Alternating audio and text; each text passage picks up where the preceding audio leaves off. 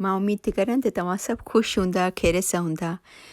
दालचीनी जेको असांजे बावर्ची खाने में हूंदी आहे ऐं हमेशह असां पंहिंजे खाधनि में इस्तेमालु कंदा आहियूं, लेकिन असांखे उहा ख़बर कोन्हे कि दालचीनी जेको आहे उहो असांजी सिहत जे लाइ केतिरी ज़्यादा फ़ाइदे वारी आहे। उहो असांजे जिस्म में केतिरा फ़ाइदा पहुचाए थी, शुगर जी बीमारी, ब्लड प्रेशर खे, यानी कि बलगम खे, सर्दी हुजे, केतिरनि शयुनि में उहो फ़ाइदेमंद आहे। त अॼु उन जे बारे में ॻाल्हाईंदासीं कि उहा दालचीनी कीअं असांखे सर्दी थिए थी, बलगम थी थो वञे ऐं असांखे साह खणण में तकलीफ़ थी थिए, स्पेशली साह वारा पेशेंट हूंदा आहिनि, जेको एज़मा वारा पेशेंट हूंदा आहिनि, जंहिंखे दम जी बीमारी हूंदी आहे, जेको दम जा जेको मरीज़ हूंदा आहिनि, उन जे लाइ करे ही दालचीनी केतिरी फ़ाइदेमंद आहे, उन जे बारे में अॼु ॻाल्हाईंदासीं। तव्हांखे ख़बर आहे हिन में जेको एंटी माइक्रोबियल जेको प्रॉपर्टीज़ थींदियूं आहिनि, उहो असांजे जिस्म में जेको बीमारियूं फैलिजनि थियूं ॿाहिरि जे खाधनि जी वजह सां ऐं अंदरि बैक्टीरिया थियनि था, उन खे इहो मारे थी दालचीनी, यानी उन जरासीम खे ख़तमु करे थी। उन खां अलावा हाई कोलेस्ट्रोल लाइ बि तमामु बहितरीनु आहे। तव्हांखे चाहे रेगुलर ज़ुकाम थिए या त तमामु घणो ज़्यादा ज़ुकाम थिए, हिकिड़ो त रेगुलर ज़ुकाम थींदो आहे, उन में बसि 2-3 ॾींहं हलंदो आहे ऐं ठीकु थी वेंदो आहे, छिकूं ईंदियूं आहिनि, नक मां पाणी थोरो।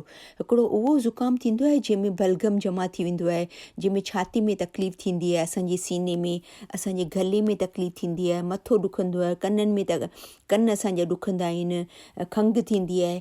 त उन सभिनि में दालचीनी हिकिड़ो वंडर कमु करे थी, यानी कि इलाही हिकिड़ो बहितरीनु इन जो आहे इन शइ लाइ करे। त अॼु पाण दालचीनी जे बारे में ॻाल्हाईंदासीं त दम जा मरीज़ जेके तमामु घणो बलगम थिए थो, सुम्ही नथा सघनि, उन खे सही निंड नथी अचे, इलाही तकलीफ़ थिए थी, खंघि थिए थी, त उहे कीअं दालचीनी खे इस्तेमालु कनि। त उन जे लाइ करे या त सुबुह शाम 2 कप गरम पाणी में गरम पाणी खे टेकाए ऐं पोइ हिकिड़े कप में तव्हां दालचीनी थोरी विझो।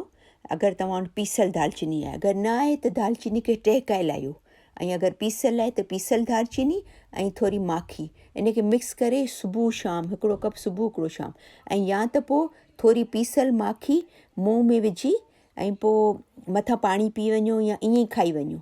तमामु बहितरीनु आहे तव्हांजे बलगम सुकाइण लाइ करे ऐं साह वारनि पेशेंट लाइ। तव्हां गरम पाणी में थोरो लीमू बि मिलाइजो, हिकिड़ो नंढिड़ो चमच, अधु सुबुह जो, हिकिड़ो अधु नंढिड़ो चमची, बिल्कुलु नंढी, शाम जो, ठीकु आहे। ऐं इन खां अलावा अगरि तव्हांजे जिस्म में सूरु आहे त उन में बि तमामु फ़ाइदो ॾींदी तव्हांखे। त मूंखे उमेदु आहे त मुंहिंजी अॼु जी वीडियो तव्हांखे पसंदि आई हूंदी। उनखे प्लीज़ लाइक कजो, शेयर कजो, ऐं अगरि तव्हां मुंहिंजो चैनल सब्सक्राइब कोन कयो आहे त उनखे ज़रूरु कजो, ताकी मुंहिंजूं सभु तव्हांखे वीडियोस मिलंदियूं रहनि।